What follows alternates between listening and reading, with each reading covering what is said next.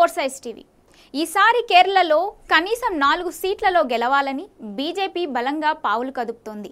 ఎట్టి పరిస్థితుల్లో దేవభూమిలో పాగా వేయడానికి కాషాయ పార్టీ ఉవ్విళ్లూరుతోంది.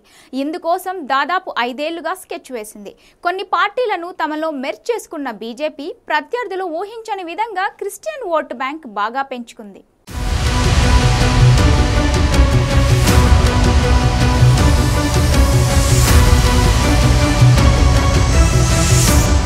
2019 ఎన్నికల్లో కొద్దిగా బలం పెంచుకున్న కేరళ బీజేపీ యూనిట్ ఇప్పటి ఎన్నికలను పూర్తి స్థాయిలో టార్గెట్ చేసింది. ప్రధాని మోడీ, అమిత్ షా నాయకత్వంలో 5 ఏళ్ల నుంచి భారీ స్కెచ్ అమలు చేస్తోంది. కేరళ బీజేపీని సంస్థాగతంగా గణనీయమైన మార్పులు తెచ్చిన ఆ పార్టీ పెద్దలు ప్రత్యర్థులకు ఊహించని విధంగా చెక్ పెట్టే ప్రయత్నం చేశారు. బీజేపీలో చేరిన కాంగ్రెస్ పార్టీ కీలక నేత, కేంద్ర మాజీ మంత్రి ఏకే ఆంటోనీ కుమారుడు అనిల్ ఆంటోనీకి పార్టీ రాష్ట్ర పగ్గాలు అప్పగించింది. దీంతో క్రిస్టియన్ ఓట్లను తమ వైపు తిప్పుకునే ప్రయత్నం చేస్తోంది.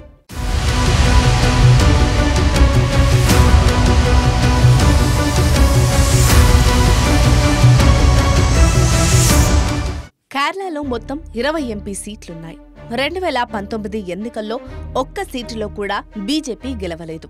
కానీ 13% ఓటు బ్యాంకు బదిలం చేసుకుంది. అంతేకాదు, తిరువనంతపురంలో 2వ స్థానంలో నిలిచిన కాషాయ పార్టీ పట్నంబెట్ట, త్రిశూర్, కసరగోడ్, అట్టింగల్ సీట్లలో 25% ఓటింగ్ సొంతం చేసుకుంది. అలాగే 4 సీట్లలో 15%, మరో 9 సీట్లలో 10% ఓటింగ్ నమోదు చేసింది.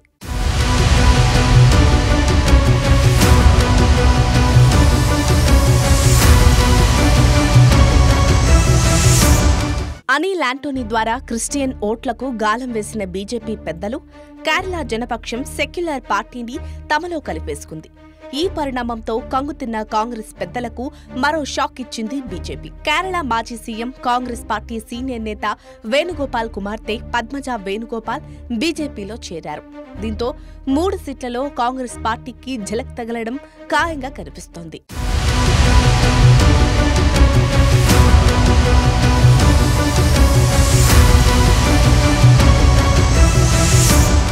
ఇక ఈ ఎన్నికల్లో బలమైన అభ్యర్థులను బరిలోకి దింపింది బీజేపీ. తిరువనంతపురం నుంచి కేంద్ర మంత్రి రాజీవ్ చంద్రశేఖర్ పోటీ చేస్తుంటే, అట్టింగల్ నుంచి మరో కేంద్ర మంత్రి మురళీధరన్ బరిలో నిలిచారు.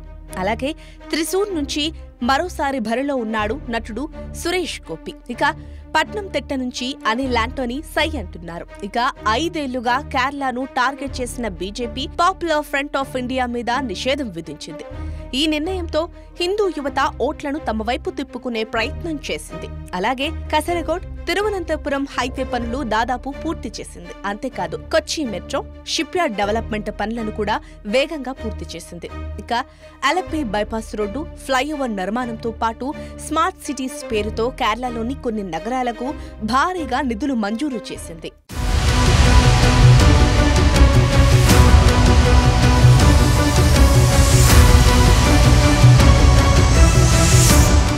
బీజేపీ దూకుడు నిర్ణయాలతో కేరళలోని left democratic front, United democratic front కంగారు పడుతున్నాయట.